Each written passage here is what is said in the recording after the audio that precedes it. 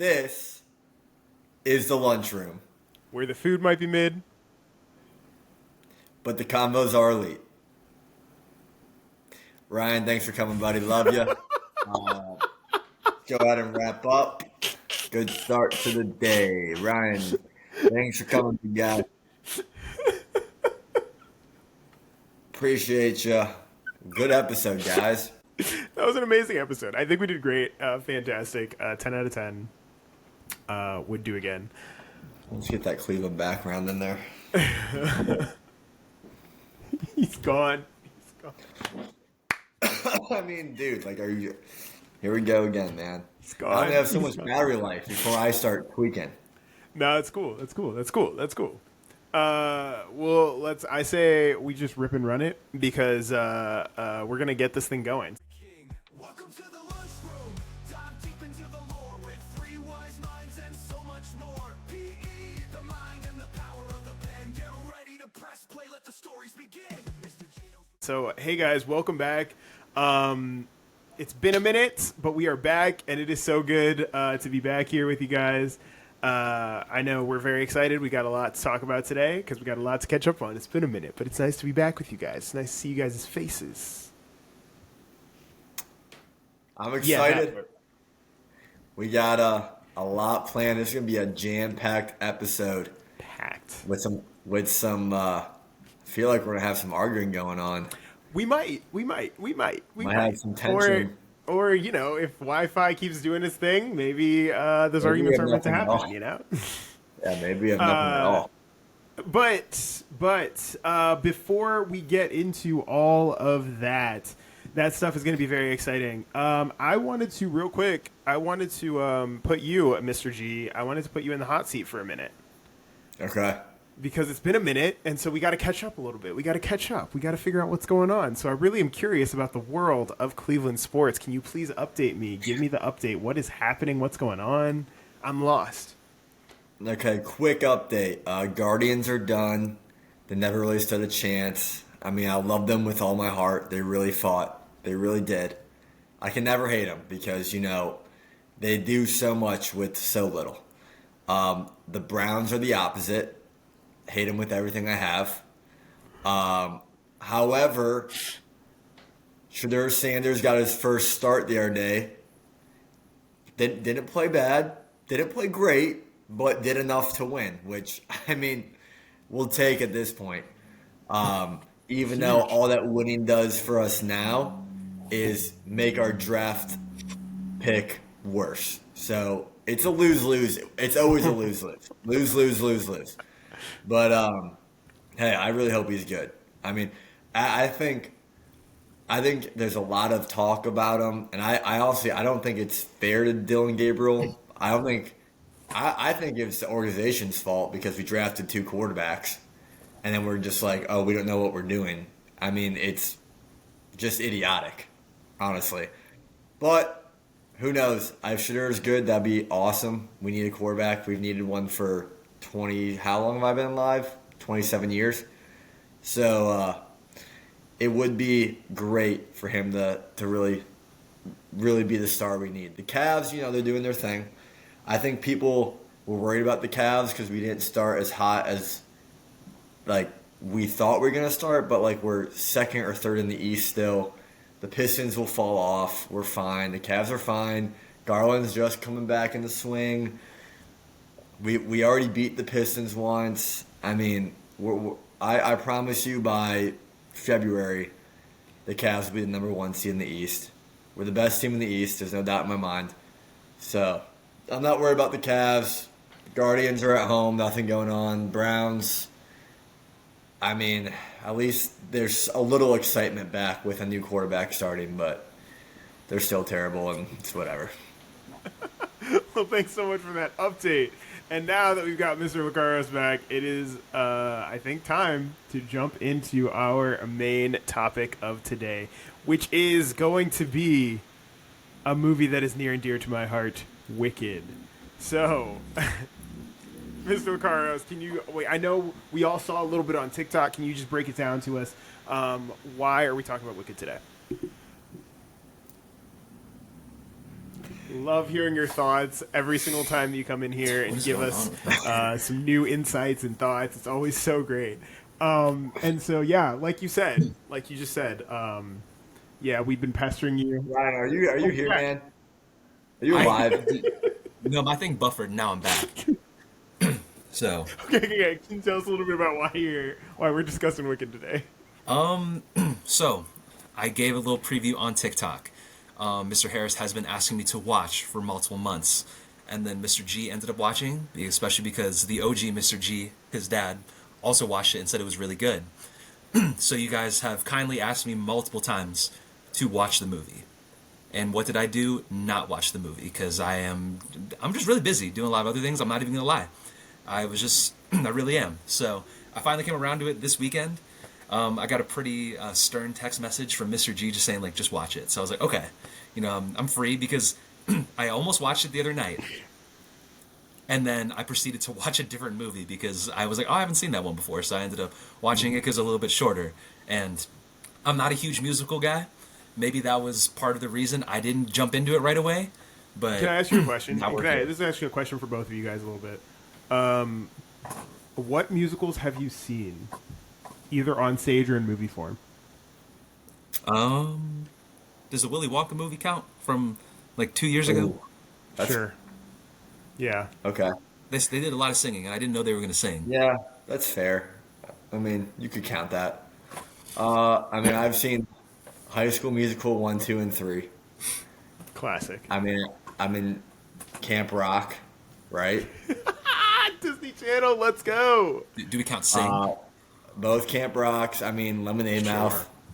We can get all those out of the way. We're I going mean, Disney Channel. What about some any Greatest Showman, Rent, Greatest Grease? Showman. I have seen the Greatest Hairspray. Showman. I love the Greatest Showman. I think the Greatest Showman's fantastic. I have seen the Greatest Showman. I've now seen Wicked. Rent, Grease, Hairspray. Nope. Grease. I've seen Grease. Okay. Wait, Footloose doesn't count, right?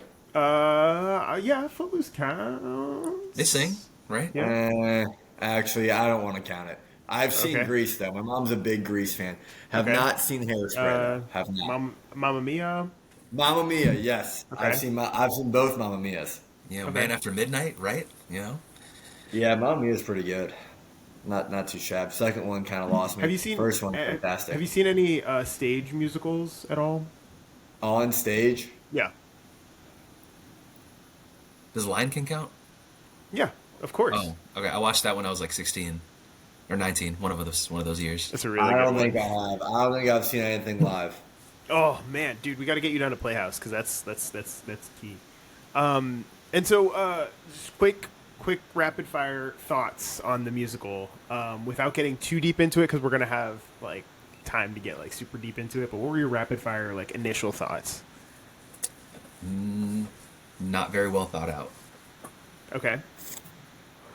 I thought it was good. I thought it was creative, and I like that it gave a completely different viewpoint of like the Wizard of Oz. Like it gave like it literally took that story that you just if you just watch Wizard of Oz, you're like, okay, quality movie, first movie in color, pretty iconic, and you watch this movie and you're like, whoa, this gives it so much more deeper meaning. At the end of the day, what I'll never truly be able to grasp is that in the Wizard of Oz, it was all just a dream, Oh yeah. right? So like, they're not even real. So like, it's just a dream, but now we're digging into the backstory of like the Wicked Witch. I don't know. It's entertainment, it's good, but like the whole thing, the whole kick of Wizard of Oz was, oh, it was just a dream. Dorothy woke up, whatever. So like, I don't really know what the whole point of going to backstory was, but like, it's good. It's a good movie. I liked it. Okay. I just checked this. I looked this up real quick because I just wanted to make sure I wasn't just spouting off nonsense. But in the actual book itself, it is not a dream. It's a real experience. In the 1939 movie, they did reimagine it as it being a dream. So there is that little dissonance, and so the musical is actually based off of a book that's based off of the original book. So there was an original book, then there was Wicked that was written that was based off of that, and the musical is based off of that book, which takes the inspiration from the original book that was written. Okay, well, So thank you. That's what where I need. that comes from. That's what see. That's just the information. That good comms there. I needed that because I was like, well, this isn't really, but I couldn't really get into it. But now that you said, I forgot Right. that there's like a whole book. It's Okay. easy. It's so easy to forget that, especially because the movie is just so incredibly popular, and that's what's kind Right. of. But a lot of the little weird things that you'll notice, like in here, like the ruby slippers are not ruby. That's because this is again based off of the book where they are silver. So it's interesting. For me, So, oh yeah, go for it.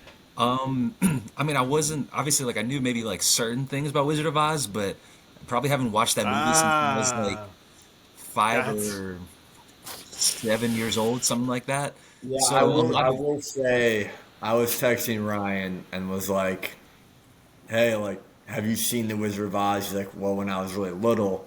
So I was like, "Okay, well, you might have missed some things that are going to happen in the second one, which is why people are so excited for it."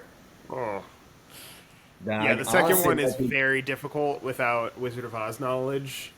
really because I It's think actually honestly if he doesn't, he's gonna be like, "Well, I don't know, I haven't seen it," but like he could be like, "Whoa!" Like it's like watching Star Wars without knowing what happens. no, it's not because with the Wizard of Oz is kind of like happening in the background of Wicked Part 2. So it's hard like if you don't have the Wizard of Oz knowledge, seeing Part 2 is really difficult. Oh, for like timeline reasons. Yeah. I Yeah, think I so knew like like And basic also like things. a lot of the interactions that the Wicked Witch has with Dorothy are not in the movie simply for time. Because and also because it's not the Wizard of Oz, and so they kind of like let that happen in the background rather than right, the story right. that Glinda is trying to tell. Because Glinda's not trying to tell Dorothy's story. But yeah, so there's that piece. Was there anything else you guys wanted to kind of just like get out initial thoughts wise I before we go mean, deeper? for me, obviously, like I know that there's a lot of popularity with the songs, and I really only remember the stuff that was like really popular on TikTok last year.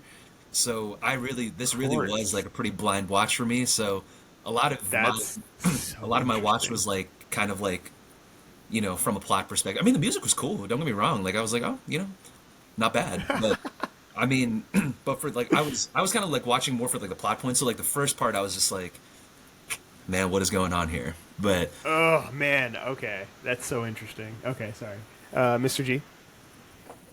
I would just say I see what Mr. Lacaris is saying. I did think the first part of the movie it is slow, but I think it needed to be.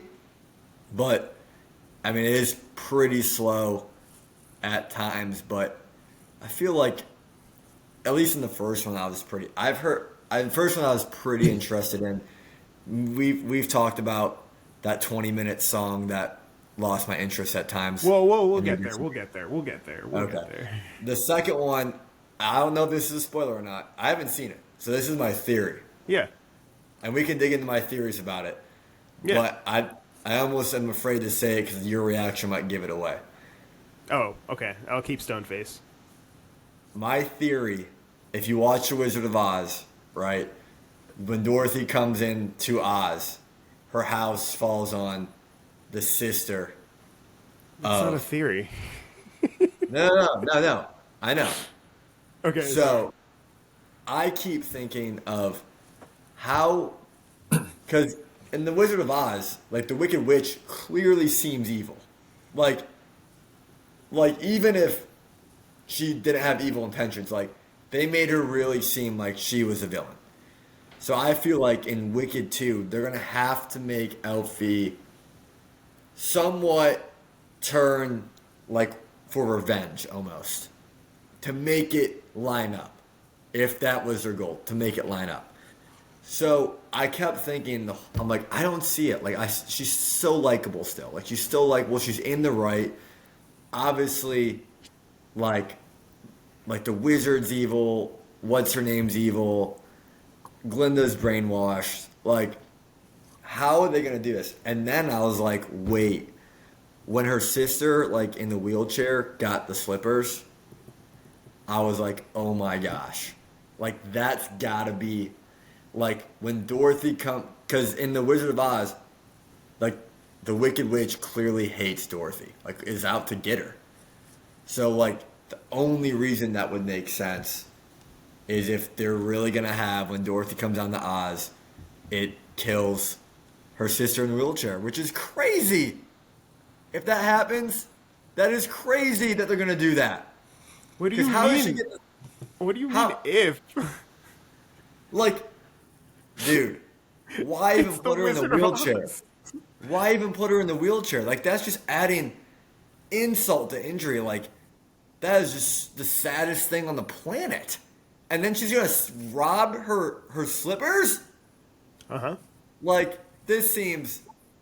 I mean, I guess this is what has to be done for maybe for her to turn evil. I mean, she's so likable in the first one. I still can't see Elfie, like, having, like, an Anakin type switch. So I am curious. I still have to see it, but I am curious to see how they do it. I did hear some mixed reviews on the second one. Mr. Harris, you're Well, just quick, non-spoiler review. We'll get there. Let me get through. Okay. Let me get through Wicked Part 1 first. So Okay. first, I thought it would be kind of easy for this to kind of just go song by song because that's pretty much how the story progresses. So the first song we have is the one where Glinda's coming down. Elphaba has been melted by Dorothy. Dorothy has returned triumphantly with the broomstick to the wizard. She's about to expose the wizard, all that good stuff. And so Glinda comes down to the people of Munchkinland, starts telling them all of what happened to Elphaba, how she's gone. They all celebrate.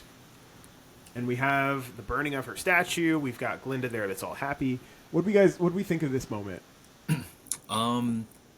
Low-key really unsettling, especially because it's like all this really positive stuff. I know, like, there's a lot of, like, kids watching this movie, and I'm being for real. Like, No, and then you have all these are. things about, like, killing somebody, which I know it's a witch, and I know it's supposed to be evil and all that. Once again, no context to everything, but I thought it was a little uncomfortable, especially seeing, like, all these kids, like, running around celebrating, like, the death of somebody.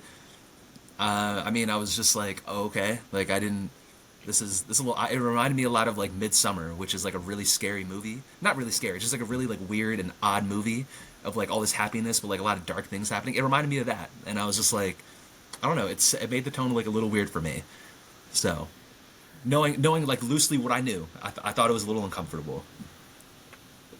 Yeah, I would say right off the rip made me hate the Munchkins. They're a bunch of pawns. I mean, how stupid can they be? Honestly, like, it's painful. It's crazy. They're Munchkinland- unboarding their houses. Yeah, like, It's a bit oh, much. have they even met the wizard in person? Like, what are they? That's a whole different. I mean, it's just insane. Like, like, the Munchkins are just so dumb. The wizard's like, here, pay $1 billion in taxes to be like, okay. Like, there is no sense of thought going in their mind. So, yeah, it was kind of like, I mean, I was like, dang, like, so like, obviously we all know she's gonna have to die, but like, it is unsettling because you're like there is no happy ending, like, there is none, and you just know it's coming. So, I guess it was nice that they just ripped the Band-Aid off the rip and then went back. But I hope there's something bad coming to the Munchkins, I'm telling you. And it's coming soon. And I will be there to watch from afar and laugh. Praying on So that. I love this. I love this scene for several reasons. Number one, Ariana Grande, hits notes that are unreal, like unbelievably unreal in this song. And also the micro expressions in her face that show the conflicted feeling of, yeah, this was my best friend. and yes, I understand that we have to do this, but this hurts a little, and it's so beautiful and chilling, and the way she tells the backstory of her mom and cheating on her dad and all that stuff, it's so good. It's so good. Oh. So good. We must have different definitions of best friends. It's a little questionable in my opinion, but I was gonna say I didn't get the she was struggling with anything vibe. Honestly, from the beginning scene, Ooh. I got like she's low key brainwashed. Like this is the way of life for her. Like I did not get a oh my gosh, I can't believe like I didn't get an unsettling vibe from her at all. Like she seemed content with her role. Oh, so I would say take a look again because her micro expressions are incredible, insanely unreal, and they go in on her face and they zoom out in strategic ways that give you those little hints that Well, it made it like yeah, sure. It made it part of seem his like it was might have been in the back of her mind, but like insane. Then you watch the entire movie and then you look back at it and you're like, damn, like she did. Like it didn't seem like she cared that much. It seemed like she was like maybe felt a little bad, but like she was. It seemed like she was happier with the role she has now than sad that she lost her, her sister, so-called best friend. Okay. I think I would definitely say that you're entirely wrong. Only because at the very end you see that she really just goes, "Woo, yep, yeah, this is great." Okay, well if there's no other questions, I'm gonna go. Like it's like I'm gonna get out of here. Like we just did this. I performed my role. Time to go. And then that's where she gets stopped. Is it true you were her friend? Which sets the whole thing in motion. But yet she is doing nothing about it. yeah. What do you mean? Well, I don't know. I guess I haven't seen the Doing second one. nothing So. about it. Like, I mean, she's got powers. She's got. I mean, Does she? she watched literally. She literally stood there and got captured and watched her sister fly away and run for her freaking life. And she said, "Oh." Yeah, like she really seems like she's doing just fine after this death. I mean, Yeah, I don't know. I'm not sold on the whole she misses her a whole lot. You're probably right, Joshua, because you pay attention to that stuff. But like, I do. I pay attention to how the cameras are got, structured. like, what they're trying to make us feel. I just didn't see conflict, but I saw mixed feelings, sure. But at the end of the day, it looked like she just accepted what was. yeah, it's like she picked a side and just ran with it. It seemed like. I mean, You would think you would see some tears if she really cared. I Yeah. mean, they're Not literally in front of burning the her statue Munchkins. down in front of her face. Not in front of the Munchkins. Oh yeah, not in front of those airheads. Yeah, she can't cry in front of those. yeah, I mean, Okay, and I know so- we're gonna get into it at some point. I know we'll get into it at some point. Honestly, like now that I look back on it, she just seems like more of a sellout. Yeah. Anyway, so then we have dear old Shiz. So this is where she's just flexing. She walks into we get our introduction to Glinda as she actually. What's fascinating about this is how she portrays herself as the one that's like, oh, love my parents. They're gonna miss me so much. Oh, strangers are people who I've just never met. And guess what? I can sing so much better than all of you. Sharpay vibes. Very heavy on the Sharpay vibes. Yes. Yeah, I mean, like if the goal was to get the audience to not like her, like they were hitting all the key things. Just like it was one after another. Yeah, that had to be the goal. I feel like. Oh, for sure. But it's also very interesting because look at who's telling the story. It's Glinda, and it's like, hey, you're telling this story, and you're actually painting yourself in this not great light, which is very interesting. But she's got 2 brain cells up there, so in her head she looks really good telling the story. I think. Because she's self-centered, which is why she doesn't care that her best friend just got burned with a pail of water. Yeah, you're so wrong. Okay, so then we have the Wizard and I. So this is Elphaba getting her opportunity to have her powers recognized, and she's being told, hey, if you keep up this awesome work, you could actually have some time with the wizard. Love that song. That song's probably number 2 or 3. Wow. I'm not gonna lie. Oh yeah. I don't remember the song very well. Oh, okay. Like, I mean, I remember seeing like a younger version of Alphaba, but this is the part where I was kind of like, kind of in and out of watching it. No, this So is not this the has part that one like of really caught me in. so this is one of my favorite parts of the movie. Okay. She's going through and she's got all the little like light things that are kind of like going all around her, and she's singing the song, and she's talking about how when she meets the wizard, he will like come to her and he'll ask, "Hey, would you mind if I just degreenified you?" And they do this really cool light trick that hits her makeup so well that it looks like she has taken off the green makeup and you're just looking at Cynthia Erivo. And it is so cool. It is the coolest scene. Because it's just for a quick moment, the lights hit her just perfectly that it looks like the green skin is gone. And it is so cool. Is that not CGI or? No.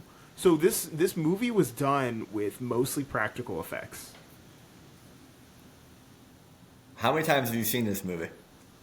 An unhealthy amount. That's not neither here nor there. It's Okay, it's an 'cause, like, expensive movie. My goodness. Oh, yeah, I watched it, and I so- watched it relatively recently, Yeah. and the details you're spitting. Yeah. So, Yeah, I was gonna say well, it's- actually, it's that almost was like a something I CGI picked up fest. on. Well, so that. Oh no, it's not. No, most of the stuff was practical. Actually, most of it was green screen and practical. So they actually built most of the set. So pretty much everything that they're doing in the school was built, like as their own, like stage. The wood scenes were built. The only thing that they really heavily leaned into the green screen for was the flying scenes. But even then, the actress Cynthia Erivo was on a harness and is fully singing. They're all fully singing these songs live during these recordings, which is so cool. They're phenomenal singers, no doubt about that. Did we lose the kid? Oh, I think we did. But I want to, at some point, doesn't even have to be on this podcast, crack into what's going on the set of Wicked. Okay. Because It is wild. It is wild. because I don't know if anyone who's watching has seen like the interviews that they're doing. First of all, they're 40 pounds. Like, they're literally skin and bones. Are they not feeding them on set? Like, are they all look mentally ill, and they look like what happened to Ariana Grande, first of all? All right, She's we're like a completely different person. Nothing like you watch Victorious and you watch Sam and Cat, and then like you watch this. She is like Glinda, the character. It's almost like the Heath Ledger situation from the Batman, when he had to really like try to dial into the character of the Joker, and literally it drove him clinically insane. That's what it seems like Glinda has on Ariana Grande. It literally seems like she's becoming that character in real life, and I need her to be released so we can. She Oh, we're talking desperately about press wanted this tours? role more than anything. Oh, I know. I know this is like her dream role, which is why I think she's taking it so serious to the depths of she's actually becoming this character. You know Yeah. what it's like? Like It's that like happens Austin. in Hollywood. It's Yeah. like Austin. What Butler I'm with saying Elvis. is, yep. Oh That too. yeah, how his voice like is like permanently damaged. Yes. Ryan, before you got back on, I was talking about how it's like Heath Ledger and the Joker. Before you got back on, like the same thing. Like, and I need Ariana Grande back in the studio, like back on her like Seven Rings type deal. You know what I mean? Yeah, like side to side, Ari. Like, Yeah. like where is she? Is there a third one coming out or no? Are we done? There is not. We're done. Okay, well, let's get her far away from that studio. Let her relax. She's done. She did a great job, but I hope she can just figure it out. So next we have the song that held me in a chokehold for the better part of last year, or this year. And that is the What Is This Feeling song, the fight song between Elphaba and Glinda, where they're basically talking about how much they hate each other. Mr. Carlos, what were your thoughts on this one? I do remember this one a little bit. Once again, another song that's kind of like making me really, really not like Glinda. And I mean, it kind of just set the tone.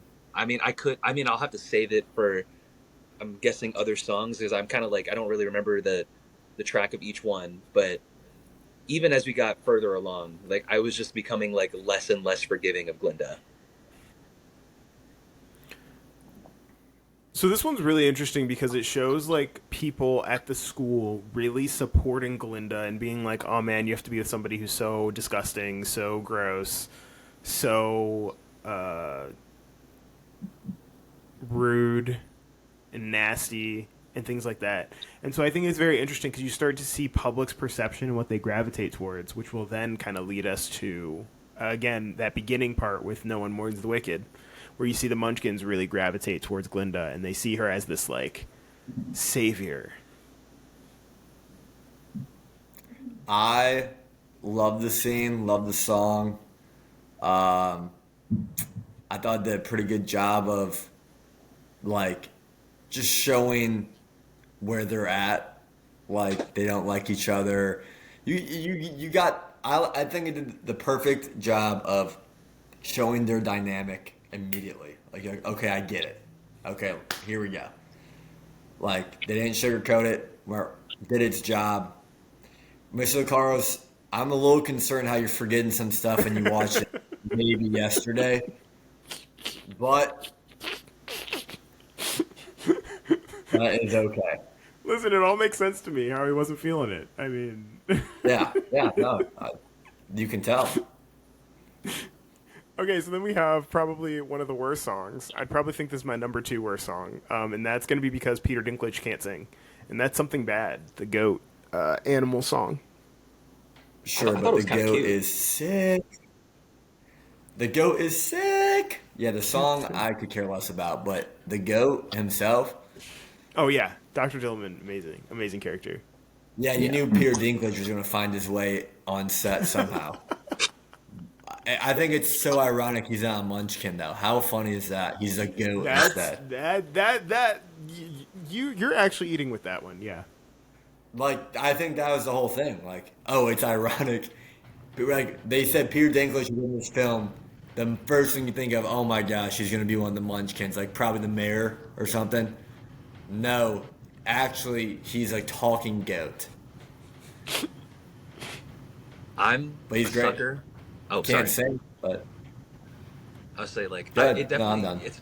it's definitely not like one of the best songs in there, but I'm a sucker for singing animals. Like I love Alvin and the Chipmunks and all that, and the CGI on the goat was like super dope. So I mean, Dr. Dillman, we stand with Dr. Dillman in this house. I have more to say on that in a little bit, but I thought it was cool. Like it was, definitely not. I wasn't expecting like extreme vocals. I mean, it is a goat after all. I wasn't expecting like the same performance from the compared to like Elfie and Glinda, but I I don't hate it. and what I they did to him in the classroom was despicable. By the way, well, I got. You know what? We'll save it because I have something to say about that. I wasn't happy. yeah, let's save it real quick because we've got oh my gosh, Dancing Oh, Through this Life. is the worst scene in the whole movie. I hated it. That's so false It because took it's like 6 scenes. But Joshua, that's my whole thing. We talked about it at lunch.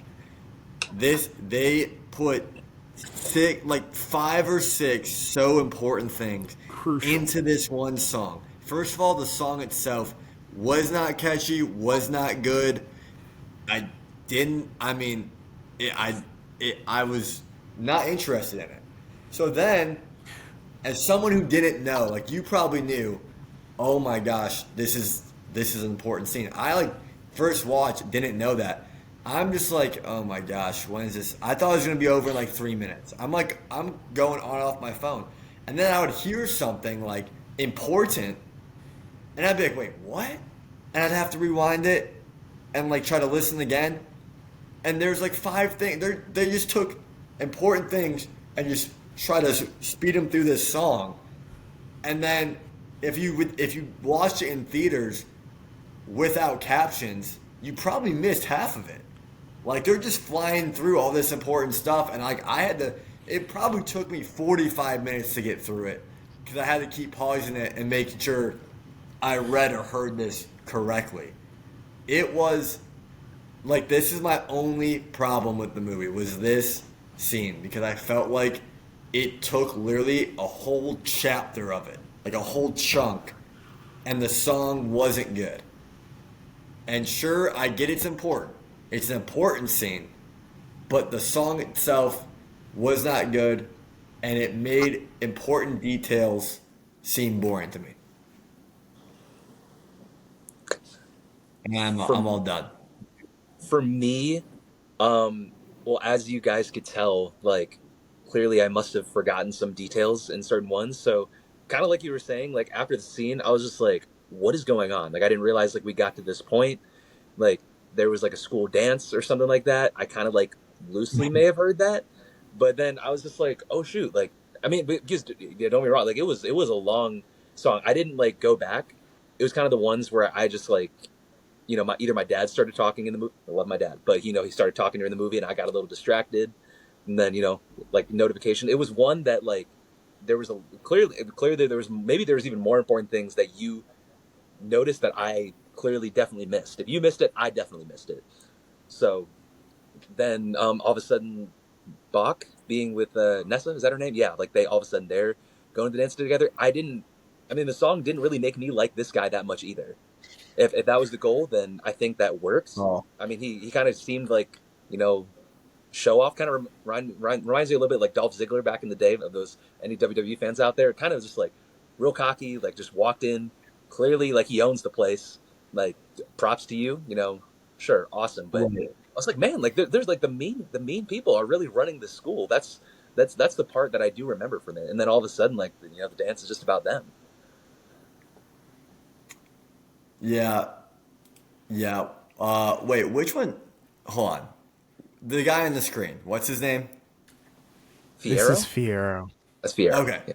Okay. Okay.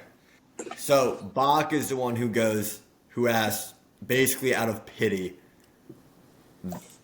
Elfie's Yes. sister. Yes. That's Yes. Bach. But he was told to, though. He didn't do it out of pity. He was That's told what to I'm do saying. Yeah. Yeah. Yeah. No, that's So- what I'm saying. It's Even actually worse. despicable. Okay, so this is this song is so brilliant because what it starts off doing is it wants to set you up with Fierro. Okay, so Fierro is supposed to make you go.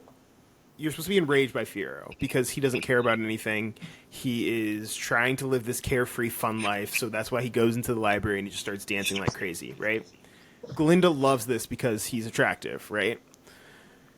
And then we get Bach, who likes Glinda, right? Is he half Munchkin? Yes. I knew it. Carry on. And so Glinda says, "Oh, I don't really want to go to the dance with you. But you know what? Instead of going to the dance with you, what if you took Nessa? That would make me so happy." And he's like, "Yeah, for sure." So he asks Manipulative. Nessa to the dance. Then we get this awesome scene where Glinda reveals the hat. And she gives Elphaba the hat. And the hat is so interesting because Glinda has all of this stuff that she packed with her. Why did she pack that hat? She says it's her grandmother's. It must mean something to her, right? And then again, those micro facial expressions. The way that Glinda, once Fanny finds the hat, and goes, "Glinda, what is this?" Glinda looks at the hat, looks up at Fanny's facial expression, and then goes, "Oh, it was my granny's." Like it is so deliberate and intentional and pivotal to showing that Glinda cares about that hat. But then she gives it to Elphaba once she sees that she has those sorcery books, because it's been her life's goal to study sorcery. And so the jealousy fuels her, and she goes, people will make fun of her if they see her in that hat. I'm going to give it to her right now. She should come to the Ozdust with us, because then people will make fun of her on a grand scale. And she has no idea that moments earlier, her sister is so excited because Bach asked her out because Glinda asked her to. So she thinks, oh, Glinda gave me a hat, and she's also being super kind to my sister. I'm going to ask Madame Morrible to get her into that sorcery class with me. And so she does that, and that leads to the most heartbreaking scene where Elphaba arrives at the Ozdust, and everyone laughs at her. Everyone's making fun of her. And she goes and does that ridiculous dance. And that's when Glinda's like, what have I done? And she starts doing the dance with her. And Elphaba's in tears because finally somebody is connecting with her. Somebody wants to be weird with her, wants to be an outcast with her. And somebody as popular as Glinda wants to do this? What the heck? Oh! I mean, she did it because she felt bad, though. Like, she was dancing because she was just absolutely the worst person of all time. It's because Glinda sees that Elphaba has a heart that's so much bigger than hers, and it's something that Glinda wants to have as well. And she feels like a terrible person. What? Glinda wants everything. She's epically self-centered. Yes. But in this moment, she finally breaks because she's like, I feel horrible. Nothing before that has made her feel horrible, but she sees Elphaba's heart and she realizes, I cannot be horrible to somebody who is being absolutely kind to me. And so the only way that I can think to repair it is to put myself, my reputation, my status in this compromising position to stand in solidarity with you. Her friends are literally like, no, stop it. What are you doing? Or no, they say stop it. And she's like, no. Like, I need to be here with her because, yes, this is my fault. But I want to have the heart that she has because she is helping me have my dreams come true. The least I can do is try to be a friend. I have something. I have a few things. Go for it. I feel like we moved a little too fast past Bach and Nessa. Like that whole thing. Yeah. Let's go back. That still didn't sit right. No, I don't have too much to say. I mean, in just that moment, very much manipulated by Glinda. Not a fan of that. Oh, He's for sure. Clearly blinded. Like in those moments, you kind of wish you just had somebody like, "Hey, just focus on yourself, King." I wish somebody just said that to him in that moment, but not completely blinded. Moving on to, can you go back to the next slide? Yeah. The thing, that's not what I picked up from it because I saw like a lot of hesitancy as she was joining her in the dance, sure, because like, yeah, like it was embarrassing per se. But then right before that, that's when she also got that talk, Morible, am I pronouncing that right? The professor? Morrible. I'm saying it in Spanish. Morrible was, just said like, hey, like she's the one who actually did this for you. She told me to do this. Like I had like no faith in you whatsoever. So she already like feels kind of guilty. So I'm not really sure how pure her intention was in dancing with her. Like it seemed a lot more like, dang, like she just did something. Like she just did me a solid. So I guess like I'll just have to like, do that with her. Like I didn't like I didn't think that she was like 100% in when I was watching that. And that kind of goes on for like the rest of the movie too, where it's kind of like 1 foot, like, hey, I'm with you like 75%, but then the second things are getting kind of hard, I'm back out again. Keep going. Go ahead. Well, I'll jump in a second. Yeah, my whole thing is just, it does seem like Glinda is doing things after the fact. Like it seems like she makes her initial decision to act a certain way towards Elfie, and then things don't go as she thought, and then she changes after the fact accordingly. And I think that's kind of how we see it all the way into the end of the movie. It's like she is just starting to realize she needs Elfie more and more and more. And now it's starting to change. It's kind of how I see it. Like she acts a certain way, realizes, oh, this doesn't work out for me. Let me change this. So Yeah, she dusted Elfie. Then obviously Elfie is the one who got her in. And now she feels absolutely terrible, as she should. So now she's like, okay, how can I make this up to her? You know what I mean? Doesn't I make would say, yeah, it's equivalent to like ring chasing in the NBA. You know, like when things are not going well, then it's just like, now I got to go back to the old ways. But like, dang, like you see that like Elfie's kind of up right now. Let me go hop on the train. Like it's not. It, That's it not. wasn't. I didn't modern see. day I didn't see James full Harden. commitment. That's not. But that's not an accurate comparison because what you're doing here is that would be Elfie's not actually up in this scene. Elfie's actually lower than she could possibly have been, which is quite difficult because she's pretty low to begin with. Glinda is on top. Glinda has literally nothing to gain from joining her in the dance. Absolutely nothing to gain. But Name Elfie's name up what in does she have terms to of gain? She's in the sorcery class Because of who? because of Elphaba. Yeah. yeah, and Elphaba's got that What is one-on-one time with Morrible. There's nothing Yeah. else that she needs to do. Like what is she going to gain? What more is she going to gain? Glenda literally sees that, first of all, Elfie was her ticket into that class, and Elfie's also 10 times more powerful than her. And guess what? Glinda can't have that. She's jealous. So now she's got to dig her claws into that. You know what I mean? Yes, that was initially her thing before they got into the fact that they hate each other so much. Then it was all about how can I tick the other person off. This scene literally breaks both of them down because Elphaba has to try to put on this face that she doesn't care about what other people think, and Glinda sees through that. Yes, it does take getting into the sorcery class for her to realize that Elphaba actually really does care a lot and cared enough to say, I'm going to quit this sorcery class if you do not put her in it with me. And then seeing how far Elphaba is willing to go for her, she's like, I have to go somewhere for her too. And I don't think it's after the fact because there's really nothing before the fact that she would have really done with Elphaba because they've never had anything that they could have really connected over or bonded it with in any sort of way. So yes, she does feel horrible. Yes, she's trying to make amends for it, but she could have easily just been like, I'm gonna wait till we get back to our room, and then I'm gonna be like, hey, yo, thank you so much. You're actually pretty, like, dope and stuff. But no, she actually went out in front of everyone. Fiero, her friends, everybody who loves her and hates Elphaba, and said, I'm standing with her. That's huge. That's huge. There is no way that you can reslice this to make me believe that that is not a big move for Glinda. I mean, Everyone was there. Everyone. Like, A lot what? of character development in 2 minutes. What?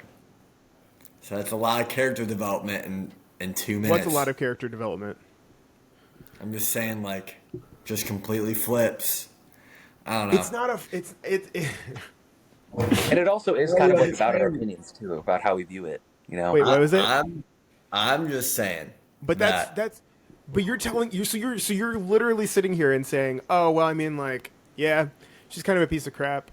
Even though she literally risked everything that she had, which is being popular, in order to stand with Elphaba. What? But and that's not everything. But like that obviously that one-on-one time with Morrible is extremely important. It seems like, and now, and when I said that, like in terms of ring chasing, like sure, popularity, great, everybody likes you at school, but who's getting all that one-on-one time with Morrible? Who's getting all these labels of being powerful? Elphaba, and Glinda's not getting that. So that's why I said that, in my opinion, Elphaba was up in that moment. Sure, like socially, whatever, like if you don't have a lot of friends but you have championships, that's a quote from somebody I know. Well, I'm pretty sure that Glinda knew no matter what, she was already the girl. So whatever Glinda does, the whole crowd was going to follow, which they did. So yeah, it might have been uncomfortable for her for 5 seconds, but like Her friends everyone's gonna literally follow told her, suit. stop doing that. And she's like, no, Yeah, and then I'm standing with this girl, even if it means I become a social outcast. Yes, everybody jumped in, but she didn't know that was going to happen. Her friends were literally telling her, please stop. Please stop. You're going to embarrass us. You're going to become a social... Like, all of that was being thrown into the scene. You're right. She's a modern day hero. That's not what I'm saying.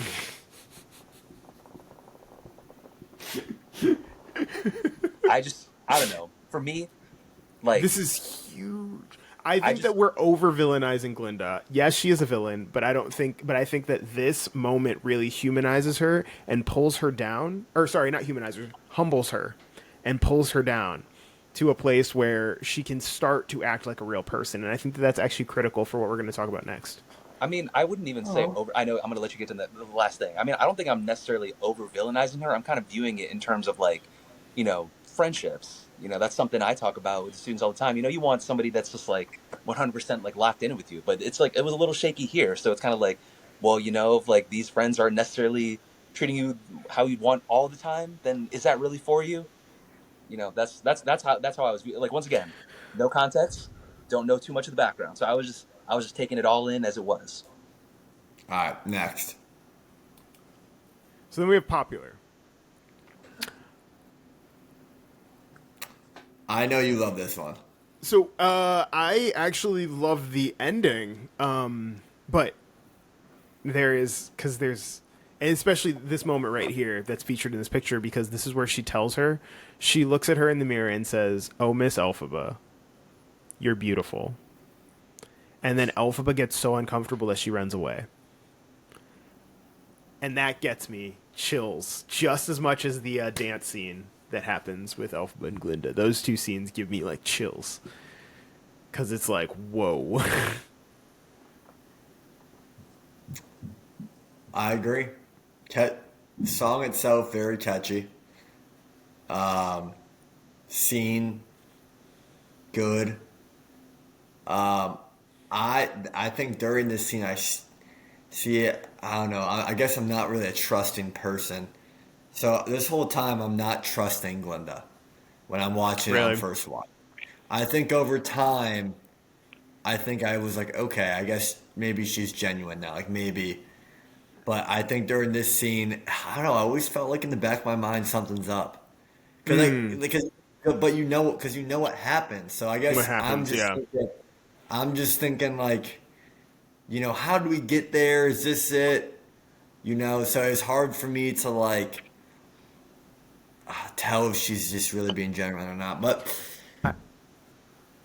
I think one of the tells that she's being genuine, and I think I didn't really mention this in the last part, is the way that she's able to sacrifice appearances for the person.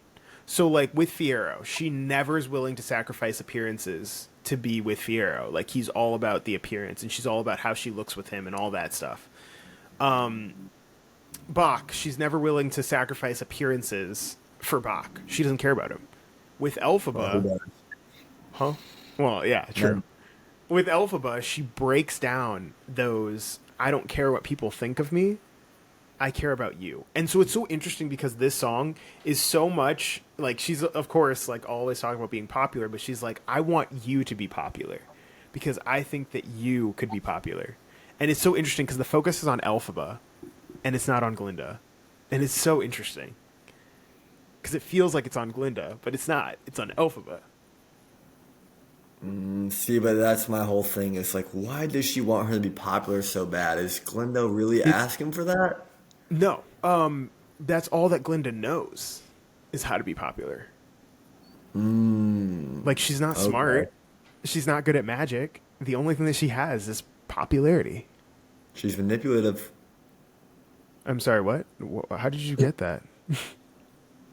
I think she knows how to.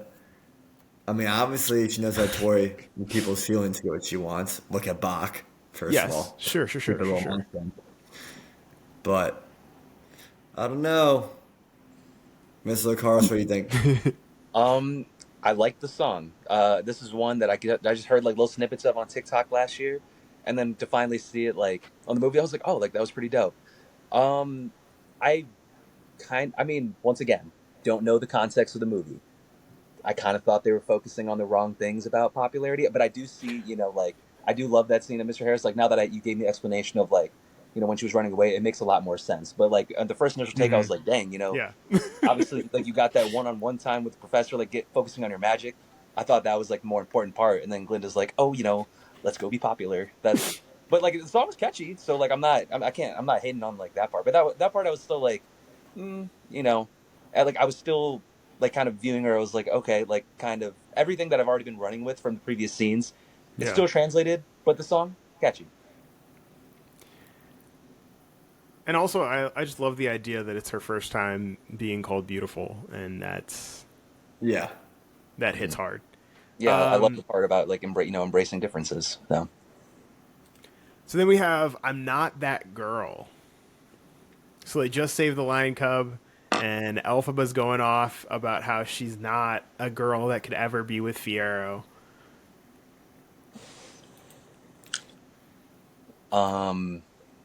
one thing that Yeah. I don't want to miss from this scene was about that baby cub, Yeah. because I know this, and there was we completely skipped over the part with We did. I Dr. Dillerman apologize. getting no, it's all good. I'll do my quick summary on that, because that was one that I wasn't, and maybe Elphaba didn't have access to all of her powers yet, but I thought she could have saved Dr. Dillerman in that moment, but low key kind of just left him out for prison. But and then bringing the cub in, very sad scene. Once again, I'm a sucker for baby animals. I love puppies, love baby cubs. But then you release them in the wild. But honestly, that cub might be in a worse place, like without its family, just alone. Like there wasn't like a plan for the cub. Yeah, and he was so scared. Yeah, so like that's I just thought that part was important. I got nothing. I don't know. I mean, you just knew they had to throw a love triangle in here now, right? Like you just knew that was coming. Like the moment this guy showed up, I said, "Here we go." I like pretty predictable. Um, yeah, I mean, it just all happened so fast.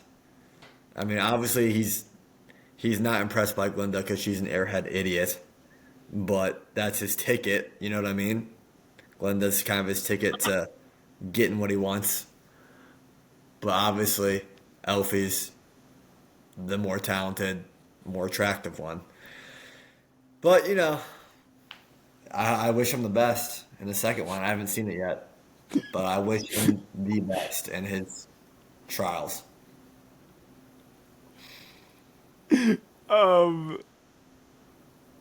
Yeah, this one's really good. I like especially the ending.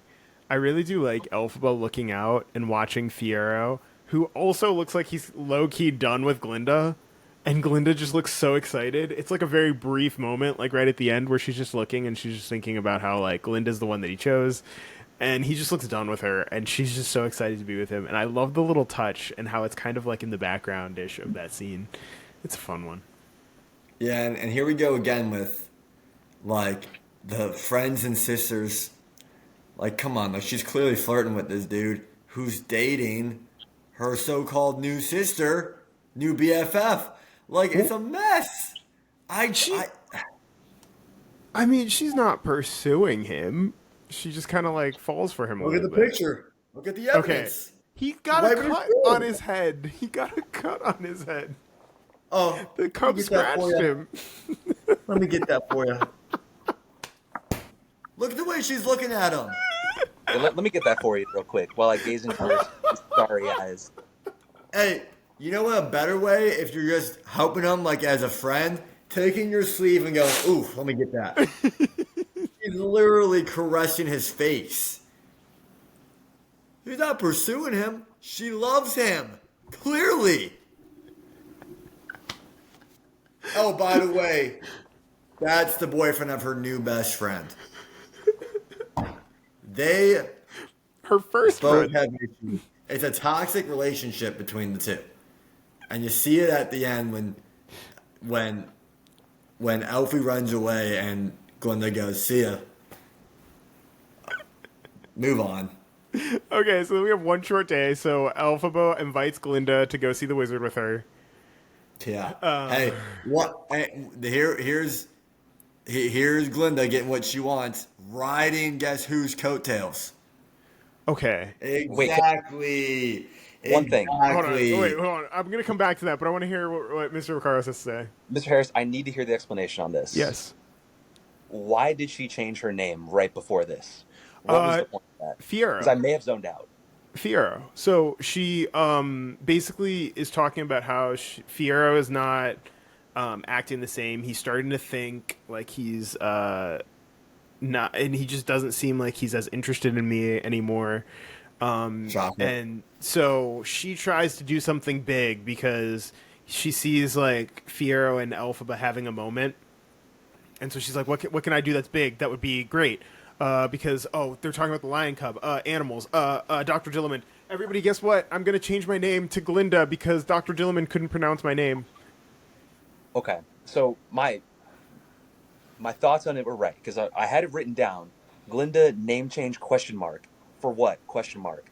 Low key random. Was this for attention? Yes. Okay, just I had to. Bingo.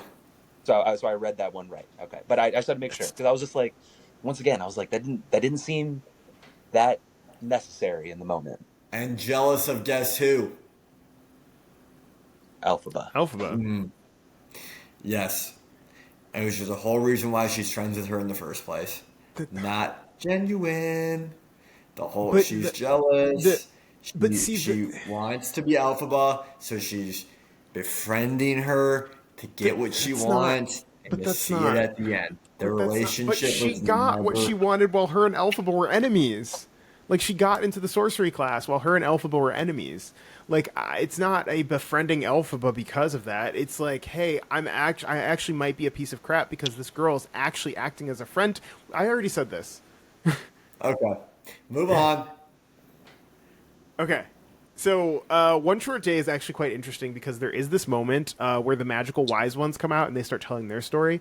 And that was actually Adina Menzel and Kristen Chenoweth, the original Elphaba and Glinda from the Broadway production. And so it's actually really cool because Adina Menzel ends her Oh, I defying did gravity. catch that. Yeah. And I so caught that. Yeah, I did catch that. that's really cool. So, like, Elsa back again. Before she was Elsa, she was Elphaba. Then we Oh. have what I consider the worst song in the entire movie, and that is "Sentimental Man." I can agree.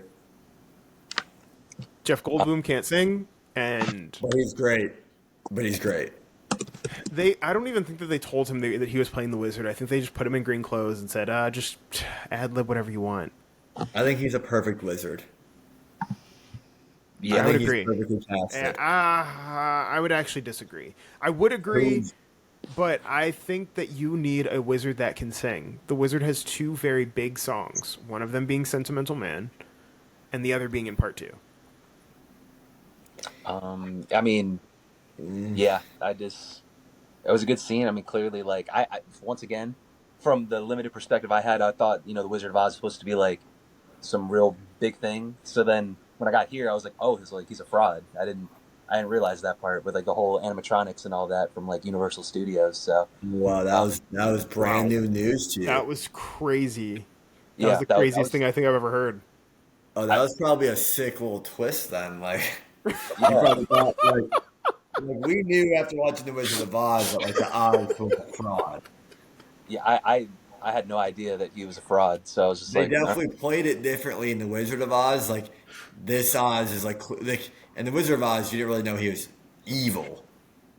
Now you're like, oh, he's a fraud and he's evil. That's embarrassing. yeah, yeah. Wow.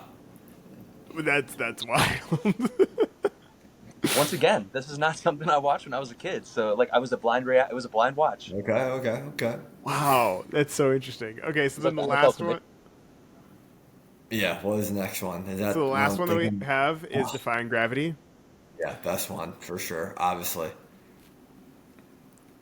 we all have to put that number one, correct? Yes. Uh-huh. I do think that there was something that was slightly missed right Okay. before this. I'm sorry that I have to keep doing this, but I feel Yeah, like there's go for it. important plot points. I'll be fast. Mm-hmm. It seemed like Elphaba was like low key, like kind of recklessly just reading those spells. There didn't seem Yeah. to be like much plan there. No. And then even when it was time to rebel, like don't get me wrong, I'm all for that. It just didn't seem like it was very well thought out. Because then all of a sudden, like you could see like her world literally fall apart around her. Got labeled as the bad guy, accidentally put the wings on the monkeys, turned them into spies, and like she's ready to run, ready to go do the thing, but there just wasn't really like a good plan there. And then all of a sudden, bam! Now she's really the bad guy when she was really, she was cool people like the whole movie. I don't think that it's fair to ask her to have a plan when she was just invited to have an audience with the wizard. I think this is the best scene in the whole movie. Is that unpopular opinion? No, that's actually a No. very popular opinion. Okay. Not just the song, but what Ryan was just talking about, where like, cause it really does come together very well. Where like It's she it's a does the superhero spell, origin song. yeah, she does the spell, turns the monkeys into flying monkeys, which is terrifying. Yes. Oh, that And scene is then horrifying. and then it gets to the whole thing of, because in the Wizard of Oz, you always thought that the flying monkeys were part of the Wicked Witch. Mm-hmm. And now you find out that it's actually the wizard who's using them as a big brother spy type deal to spy on those stupid Yeah. idiot munchkins.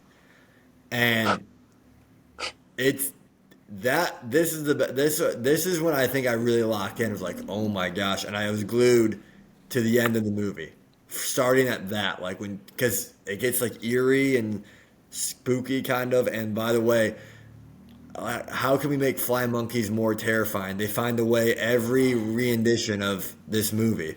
Like, literally, it's just insane. The concept itself, Itself. like they made Yeah. this. When did the first one come out? 1940 something? 1939. 1939. Yeah, whoever came up with that, that's a little crazy. But yeah, that was the best scene.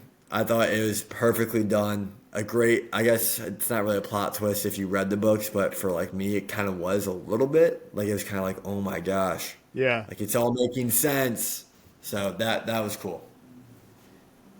I love the Thor's hammer with the broom type deal. Oh yeah, So because good. that was spelled too, right? Yes. Because she did the That's same probably flying spell nature. that she did on the monkeys, but Glinda stopped her halfway.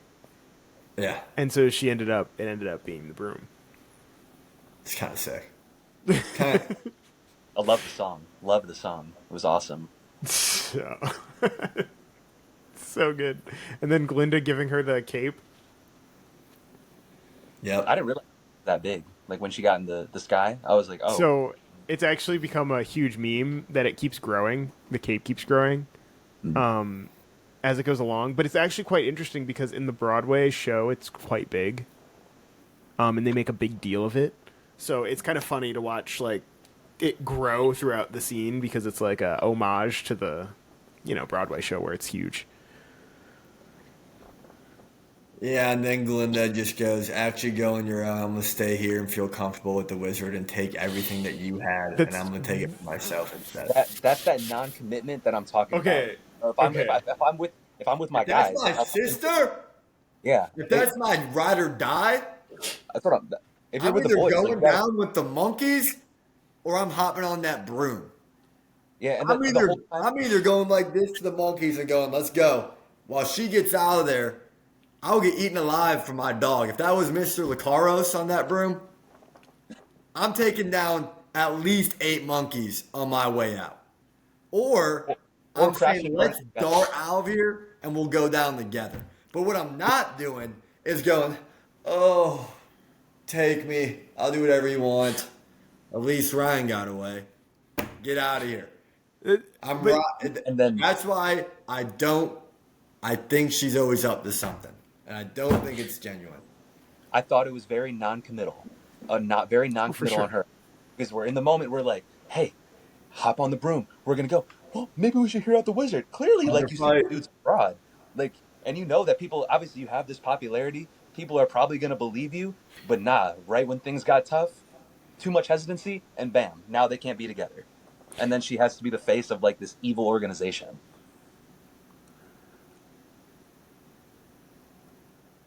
speechless. I can't defend Glinda too much, but I also can't say that I would get on the broom. Because where are we going? Where are we going? Where are we going? Doesn't Where are matter. we We're going? together. Where's the Doesn't food going matter. to We're be? together. This is life or death. Where are we going to This is sleep? life or death. For you! Where are we gonna sleep? Where are we sleeping? Not with the monkeys.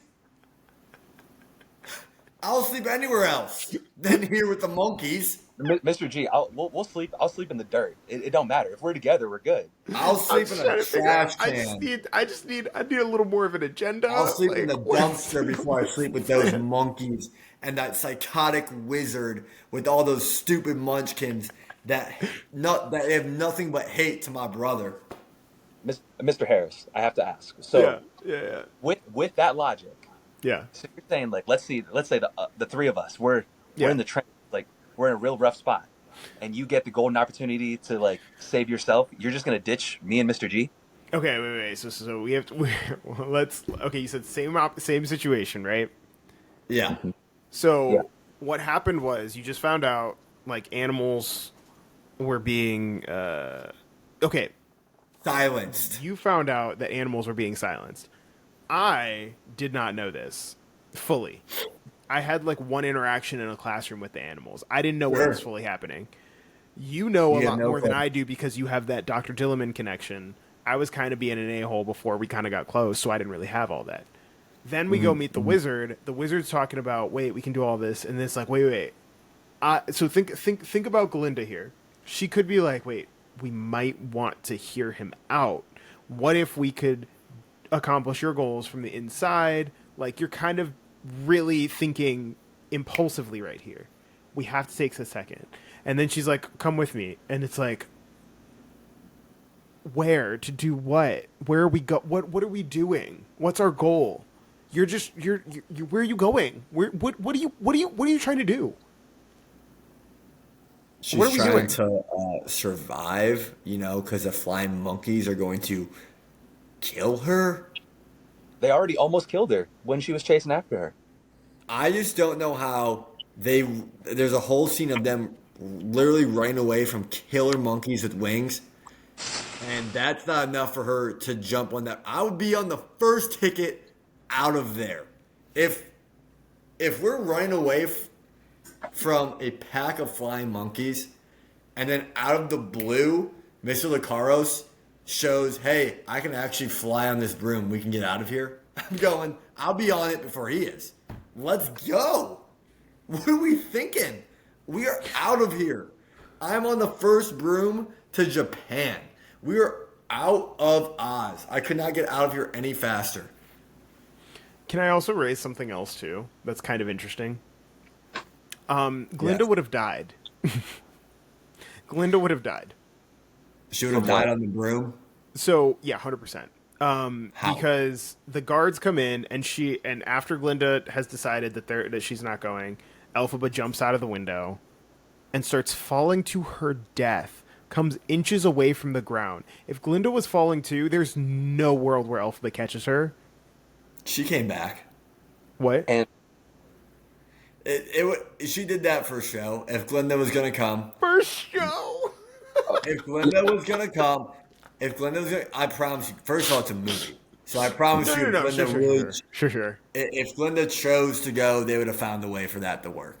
But since she didn't, then Elfie's like, how can I make this as cool and epic as possible? Free fall. Yeah, of course. I would do the same thing. I'm leaving in style. You're not catching me. Well, she did have to. I need to heal add her- something to that. Oh yeah. Like once again, understand that it is a movie, and we got to have these plot points. But the whole falling scene, would we have gotten there if Glinda was so non-committal? No. There would have been more time to get out of Oz. But there was all this like, I kind of like all this power that's coming over I here. like Do that. want I to like stay with that my a lot. sister? But I kind of like. We should probably hear out Oz, even though we know he's just not really cool. But then there was a lot of back and forth, and then No, you're we right. lost the opportunity. There's No, you're conflict. right. You actually did cook there. There's a lot of conflict, but of inner Glinda. Like Yeah. you could tell she really. That's what I did like is that you could see and The micro expressions. Yep, micro expressions. Did a great job of showing how she's conflicted and, oh man, the wizard's right here. Everything I ever wanted is right here. I'm with the wizard. He'll like me. I'm in his right hand. And it's like, ooh, my best friend. My best friend who we just came all this way is is so powerful and is telling me other things. But literally all this that I've grown up to want is also right here. And so she's on the edge, and what did she choose? Not her best friend. It's Left kind her of like in when the Kevin dust. Durant went to Golden State, just like ditched Westbrook when you were one game away from the finals.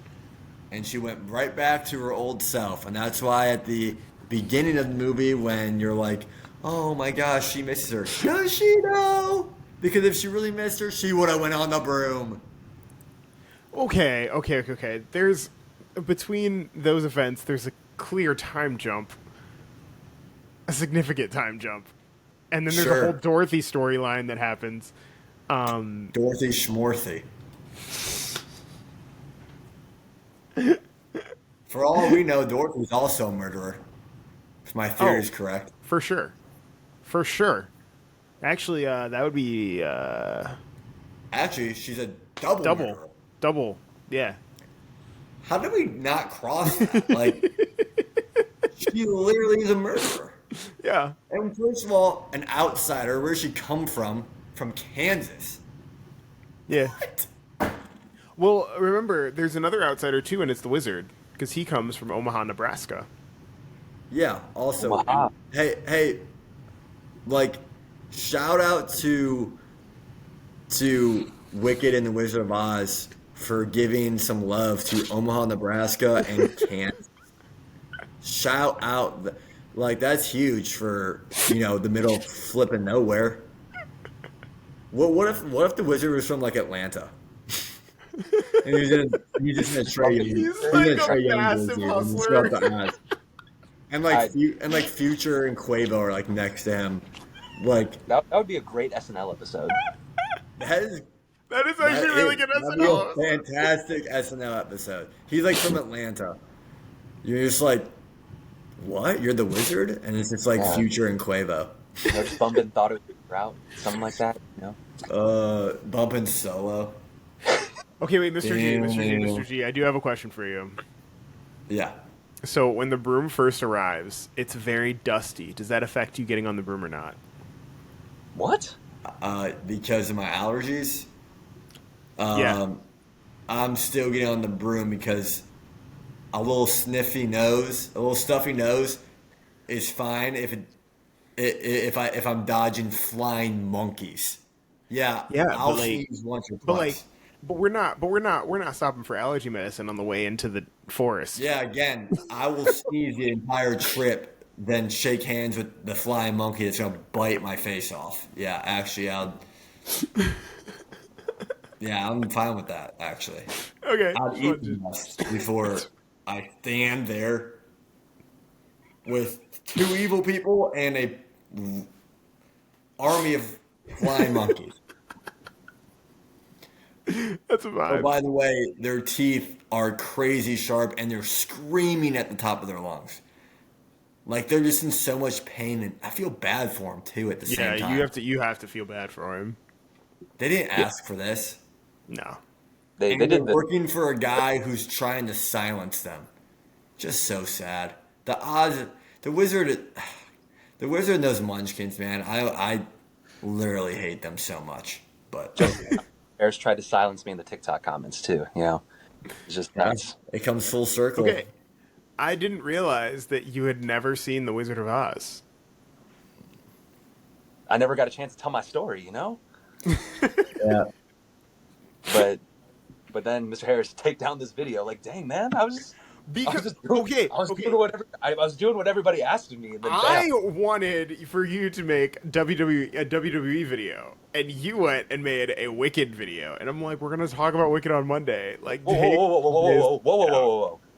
If I go back to the text, yes, you did say that, but then after you recorded your video, and then we just need Ryan off of his wicked thoughts so he can contribute.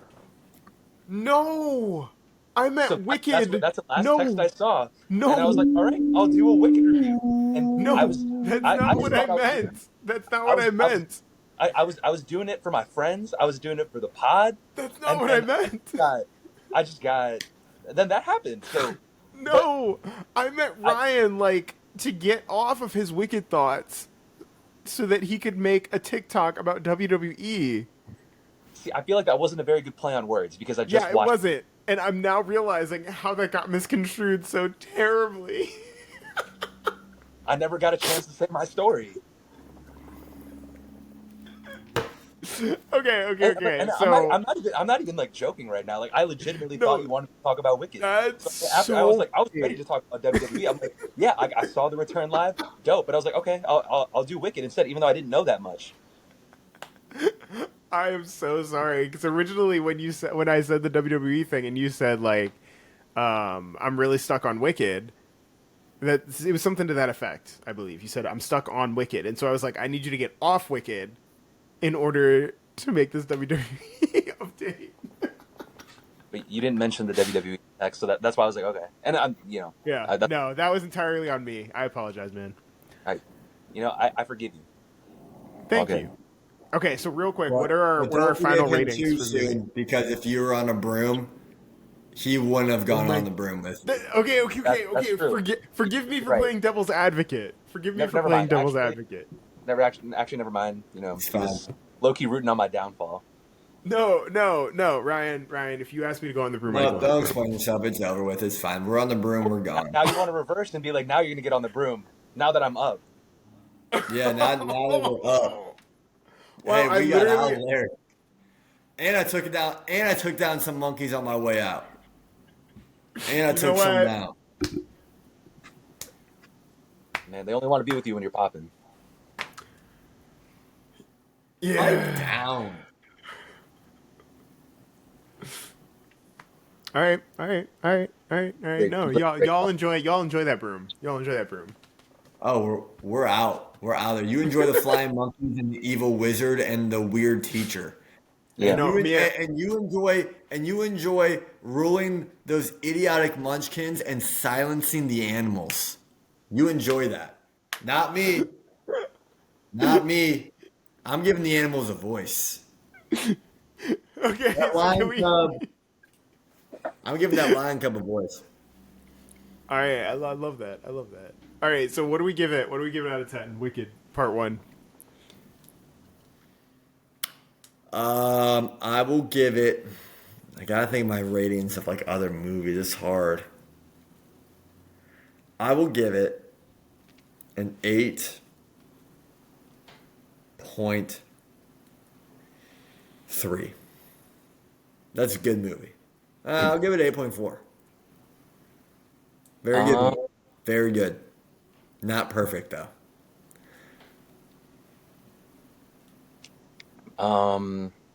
I'd probably be a bit lower. I That only makes because sense. I was with a lot with the plot, and I just didn't like some of the things that I saw. So I'm gonna go like 6.8. I'm gonna go. I have to go a 9. There's a part of me from middle high school that just felt so satisfied watching this movie on the screen after seeing it a couple of times on stage, after being just super into the soundtrack for years and years and years. I have to give it a 9 because it was just so much justice was done to it. So yeah, for kid me, got to give it that 9. And then before we go, Yeah. second one, is it better or worse than the first one? The second one, I'm going. Oh, it's definitely worse. I give it. So where I gave the first one a 7, or sorry, a 9. This one gets a 7.5. So it's still not bad. Oh no, it's definitely. I enjoyed it a lot, but Act 2 of the musical is just not great, and it's pretty Slower. rushed. It's slow until it's not, and then it just like moves at the speed of light.